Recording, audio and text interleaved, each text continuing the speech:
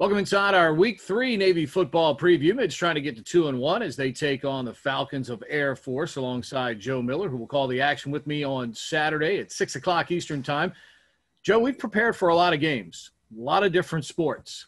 I'm not sure if we've ever prepared for the dynamics we're facing on Saturday where, A, Game 1 of the Commander-in-Chief's Trophy is the season opener for Air Force, and at least as of right now, it's only one of two games that they are going to play. And if you're Navy, you're coming off a second half where you're certainly thrilled with the way you played. But, man, if you got any kind of feel for what's going to happen on Saturday, good luck to both Troy Calhoun and Ken Niumatalolo. Yeah, I think I saw the other day it was actually October, which is crazy. But, yeah, to the first weekend in October usually means the Air Force game, but it usually does not mean the first game of the season for Air Force. And and not to be glib about it, but what it reminds me of is when we got the roster on Tuesdays, when we do a high school game and you get the roster on Wednesday or Thursday and you'd be like, okay, now I can sit down and sort of prepare for a game. But I mean, look, you knew some of the names would be back. There's been, articles about who wouldn't be back and who would not be playing for Air Force. There's still some things up in the air, and we'll find those things out on Saturday. It certainly is a different set of circumstances than we've usually had in these situations. But it doesn't mean the game means anything less. And I think that's the thing that you look from both perspectives and you hear from both coaches and players on each team. It doesn't take any away from the meaning of this game or the importance of this game. And it still means a ton. And look, Navy hasn't won in Colorado Springs since 2012. That's a pretty long time. So it's a chance for Navy to go out there and have some success and win on the road and once again capture the Commander-in-Chief's trophy, which is the ultimate prize and the number one goal of this team. Kenny talked about it this week. He's faced Air Force all 31 years of his coaching career, either as a head coach or an assistant. I'm not sure if there's a guy that understands what playing Air Force is all about better than Ken Niumatalolo does. But, philosophically, do we anticipate anything different? I mean, Troy Calhoun, especially if Donald Hammond's the quarterback, and that's a big if. Obviously, he's not been cleared to play officially as of yet. But if he is, he does present a passing element that we saw last year in evidence in the fourth quarter with Air Force's comeback. I mean, it's not inconceivable they could come out with some wild offensive packages that we haven't seen just because, Joe, they're only playing two games as of right now, and it's for the Commander-in-Chief's trophy. So philosophically, while we don't anticipate much, certainly I believe their defense is going to remain aggressive. I'm not sure Brian Newberry and his staff can really know until you see it, and they're going to have to make a lot of adjustments on the fly. I think Air Force could show them a lot of different things coming up on Saturday. Yeah, I mean, you obviously don't know. You haven't seen any game tape, and you have to go back. The last time they played was in December of 2019 against Washington State, a very impressive win for Air Force, by the way. But I think the one thing that I would sort of, when you look at who's going to play for them, they did lose their top two receivers, two of the best receivers that they've had there, who put up big numbers last year. So a lot of the offense is back. Yes, the left side of the offensive line is back. The tailback is back. Fullback, who played a ton last year, is back.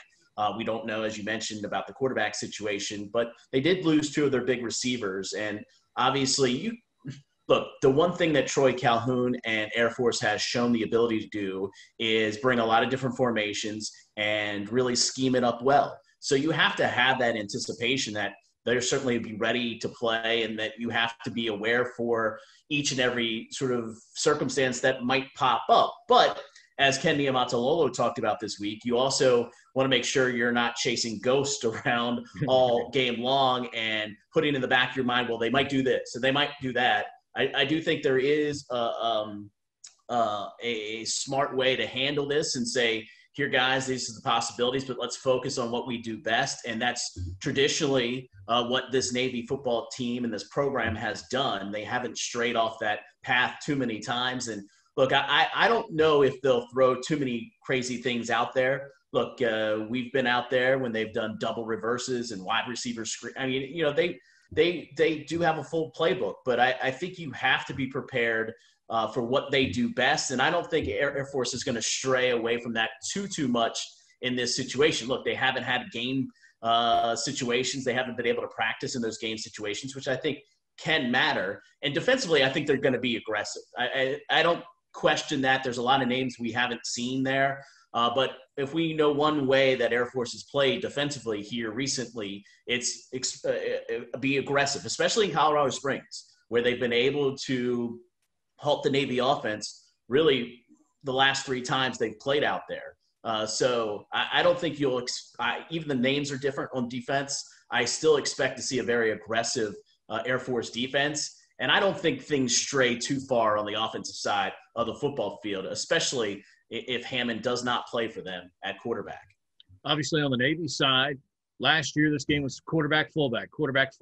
Malcolm went for over 100. Nelson Smith had 82 yards out of the fullback spot. Would imagine Jamel Carruthers is going to be a huge piece, along with Nelson Smith, in this football game. Traditionally, Falcons have done a good job taking away the outside game. So that's going to put the onus on the offensive line, Joe. And I thought in the second half of the Tulane game, that group really came together very cohesively and really against, as you and I have documented, against that Tulane defensive line.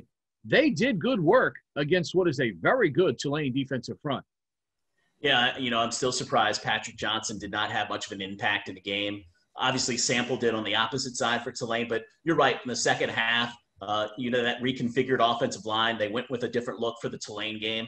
I thought they played excellent. They were able to get the fullback going in the second half. Jamel Carruthers had a great second half. Nelson Smith on the goal line as well. But I thought the thing that stood out more than anything was the pass protection that they allowed Dalen Morris to find some receivers downfield. And yeah, you're right. I mean, when you look at this matchup historically, even all these service academy games, when you throw Army in the mix in the last 5 or 6 years, I mean, rarely do you see one of the slot backs or the A backs have huge games. I mean, it happens occasionally, but what these option teams do is take away that outside game. And look, that's sort of the recent history. So you would expect that again.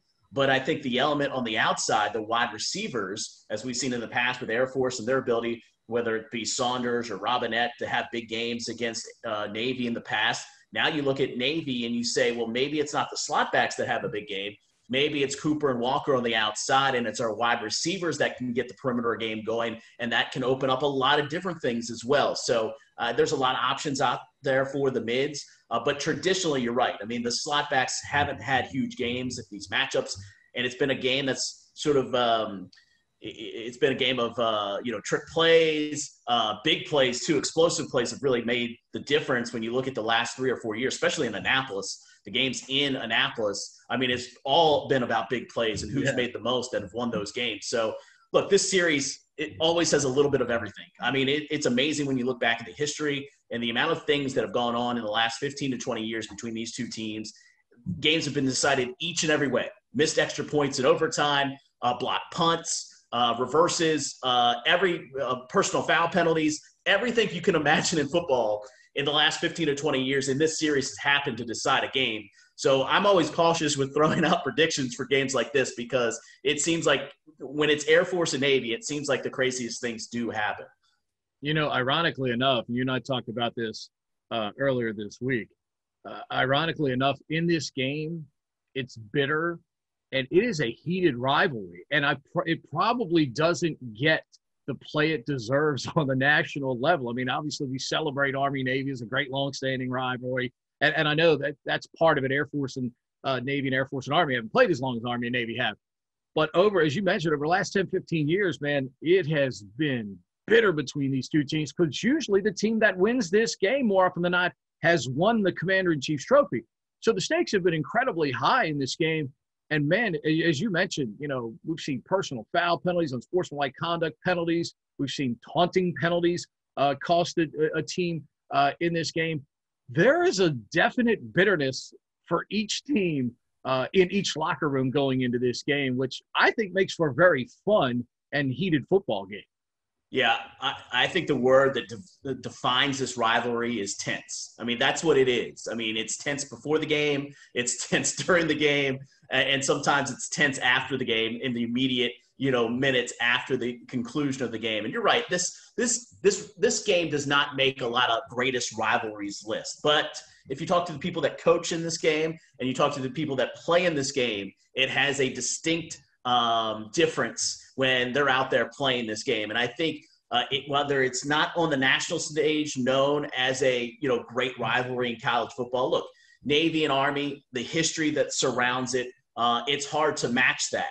But the intensity that comes in this game and in this rivalry is also hard to match when you talk to the combatants on the field when they go through this game and then after the game, and sort of how they reflect on this rivalry. I think it's special. It's different. It's unique to Air Force and Navy. And I think that's what makes this game, to the people that to watch this game, the people that understand this game, which makes this game so special and so different. Pete, in one word, it's just intense. Yeah, no doubt about that. You'll get your money's worth if you watch it coming up on Saturday. Joe and I will have the radio call with Keith Mills and Scott Wyckoff from Navy Marine Corps Memorial Stadium for us. Teams will be at Falcon Stadium in Colorado Springs for another storied edition of the Air Force and Navy Classic. Joe, we'll see you on Saturday. Looking forward to it as always, Pete. All right, you can join Joe, Scott, Keith, and I on the Navy Radio Network starting at 5:05 Eastern Time on Saturday for Navy and Air Force.